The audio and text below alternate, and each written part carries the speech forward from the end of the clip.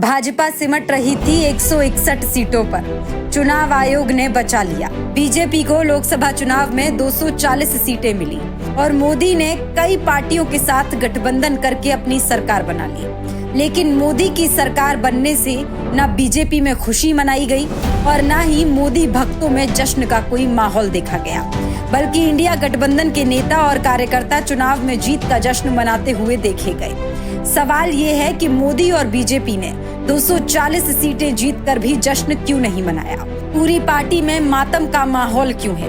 इसका जवाब आपको वोट फॉर डेमोक्रेसी की फैक्ट फाइंडिंग रिपोर्ट में मिल जाएगा। महाराष्ट्र स्थित नागरिक प्लेटफॉर्म वोट फॉर डेमोक्रेसी ने लोकसभा चुनाव पर अपनी एक फैक्ट फाइंडिंग रिपोर्ट जारी की है। इस रिपोर्ट में बताया गया है कि चुनाव आयोग ने चुनाव के दिन जो वोटिंग प्रतिशत जारी की, फिर 3 से 10 दिनों के बाद वोटिंग प्रतिशत की जो फाइनल रिपोर्ट जारी की, उसमें 6% वोट का फर्क हो गया और इस 6% वोट के बढ़ जाने से मोदी को 79 सीटों का फायदा हुआ।